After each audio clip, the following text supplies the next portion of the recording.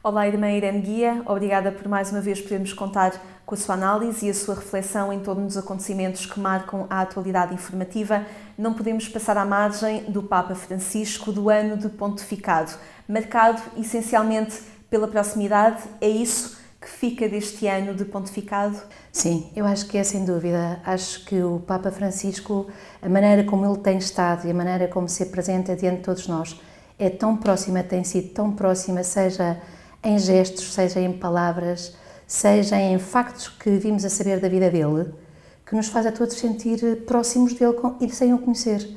Ele tem esta capacidade de proximidade, de simplicidade, que nos faz a todos esperar qualquer coisa dele, que ele nos dê a orientação onde encontraremos as respostas que precisamos. Acho mesmo que ele é para todo o mundo, isto é universal. Acho que não se abrange ou se confina unicamente à Igreja e aos crentes, mas acho que ele tem completamente indiferente se é crente ou descrente, tem dado pontapés ou enxo de esperança para tantíssima gente. Sinais que tocam crentes e não crentes, sinais simples, a começar por uns sapatos. Aqueles sapatos, quando vimos aquela fotografia e todos os meios de comunicação a falar dos sapatos do Papa, as fotografias dos sapatos do Papa que eram usados, eu comecei a pensar, mas porquê é que isto é tão significativo?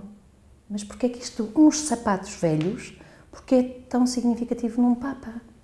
E eu creio mesmo que é por esta, não é imagem, ele é mesmo simples. E talvez nós estivéssemos ansiosos, todos nós, crentes e descrentes, de que a Igreja que se diz especialista em humanidade e que de facto é, fosse mais simples, fosse não tanto aparatosa, tocasse aos corações mais que aquelas tipo de posições ou de roupas ou que provocavam uma certa distância, como que eu não posso lá chegar. Este Papa apresenta-se aquela fotografia da simplicidade dos pés do Papa nos sapatos pretos, corre o mundo. E isto é estranho, porque aquele fenómeno e aquela importância daquela fotografia. Eu creio que estávamos sedentos, todos nós no mundo, de simplicidade e de proximidade, porque a maior parte da humanidade é assim, é simples. Não é de outra forma. Há mais sinais? Há mais símbolos. Eu, por exemplo, aquela história que também correu o mundo, pagar a conta. Mas é verdade que para os religiosos e para os padres, eu sou religiosa, não é? Há uma certa postura de acolher que nos paguem as coisas. Esta história de ver ali o Papa de branco no balcão da casa, que não queriam que ele pagasse, mas ele fez questão em pagar, significa que devemos pagar ou devemos viver do esforço do nosso trabalho. E eu acho que isto é uma coisa muito boa, viver do esforço do nosso trabalho. E creio que aquele gesto é viver do esforço do nosso trabalho. Por isso, de alguma forma, ele ali, o que eu vi ali foi uma ligação a todas as pessoas que têm que pagar as suas próprias contas, por isso que têm que trabalhar. Não há almoços grátis, de alguma forma. Não há almoços grátis. Depois a outra, aquela de sentar ao fundo da igreja, no meio de toda a gente.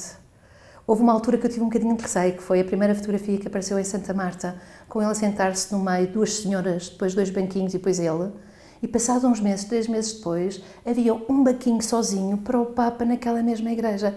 E eu fiquei, ai não, porque isto é o que está a falar aos corações. Nós desejamos aquilo, desejamos que ele seja pastor, sem sombra de dúvida.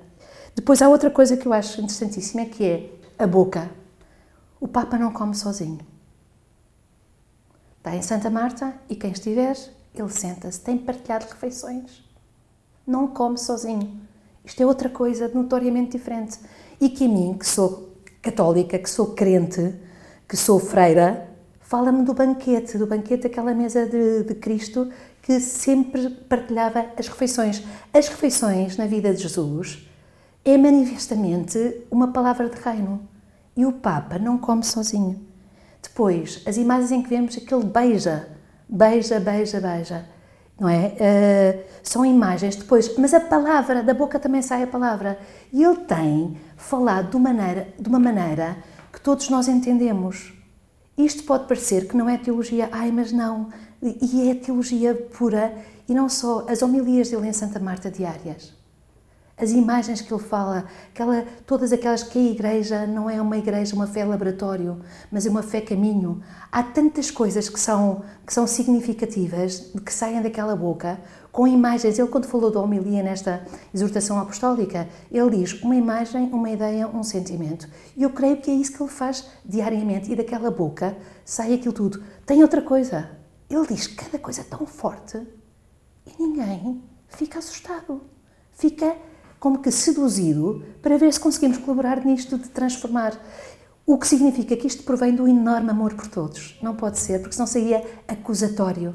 Não, ele alerta e chama aquilo que tem que ser transformado, mas não de uma forma que mata, mas de uma forma que seduz. Seduz para a mudança. Porquê? Porque eu creio que ele é capaz de tocar os nossos corações naquilo que mais ansiamos. O que ele diz é assim tão diferente daquilo que anteriores papas já diziam? Claro que não. O que é que podemos dizer que há de novo no Papa Francisco?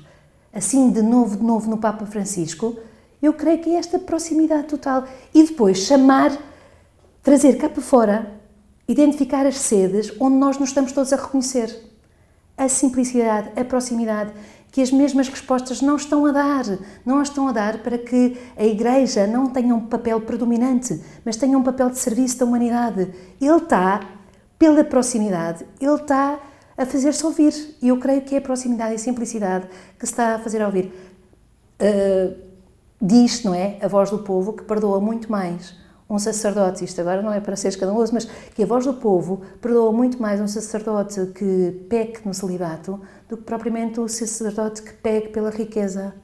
Eu creio que ele está a trazer isto, uma autenticidade de viver desta forma, e por isso não é que tenha trazido nada novo, não vejo é isto, que está a pôr nome às sedes que tanto desejamos de uma igreja que seja de facto parceira. Ele está apaixonado pelo mundo. Veja lá, transformação. Eu tinha posto isto no nariz, como tipo o sorriso vermelho, mas o nariz, o cheiro a ovelha, toda a gente entende. E toda a gente vê que muitas vezes a igreja, na sua hierarquia distante, quando tem que cheirar a ovelha, para cheirar a ovelha tem que estar metida. Depois a outra coisa do nariz vermelho, São Valentim, que horror, que horror, que horror. E o Papa fala do amor. Porquê é que devemos ter esta coisa de rejeição, porque é o comércio, Ele deu-lhe a volta completamente ao São Valentim. Agarrou o São Valentim e fala do amor verdadeiro.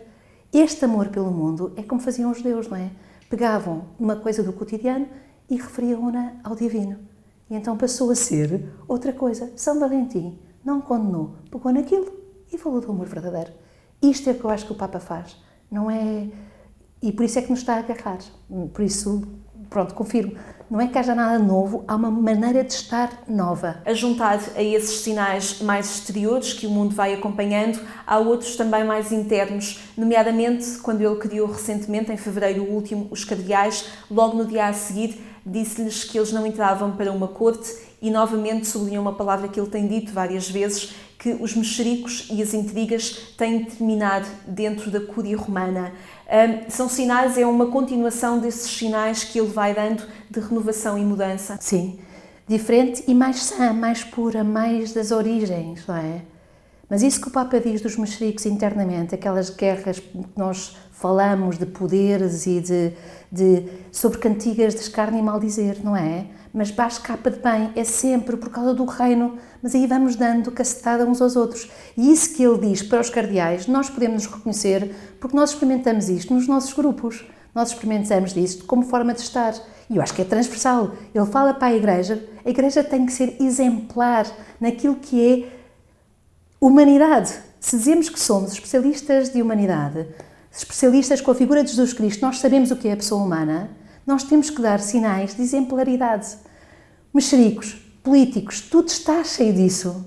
Não é a natureza humana. É a natureza humana, mas nós não podemos aceitar, porque, como costumamos dizer, mas vamos falar da igreja e se comparado com outros grupos é igual. Está bem, mas eu não posso comparar a igreja com outros grupos. De alguma forma, na igreja nós temos que encontrar aquilo que pode ser, não exemplaridade enquanto estandarte de cruzadas, que horror, não. Porque ele fala do diálogo, a maneira de conseguir superar conflitos é através da cultura do encontro e do diálogo. Isto o Papa afirma por ativa e por passiva, e é isso que ele tem feito. Superar conflitos, superar guerras, superar violências pela cultura do encontro e do diálogo. Esta é a arma para a paz. Encontro e diálogo.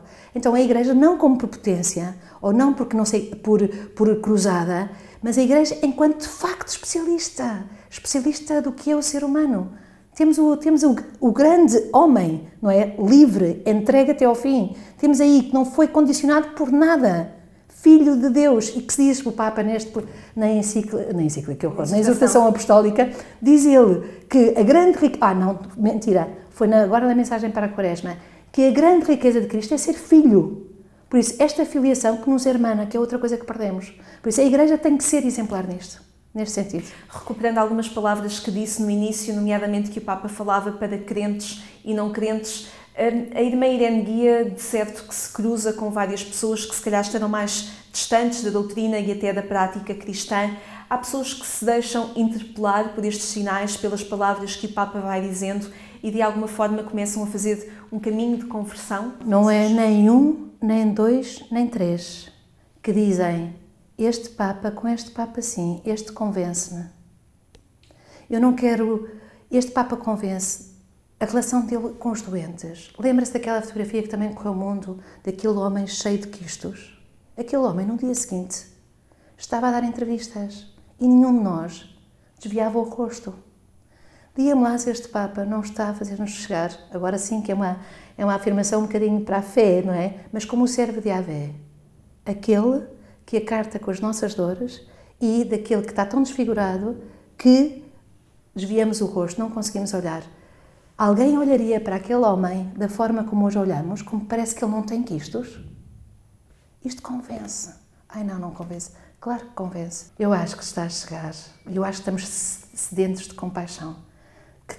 Que tenham connosco, mas também perceber que o nosso coração está para aí virado, é formatado dessa forma.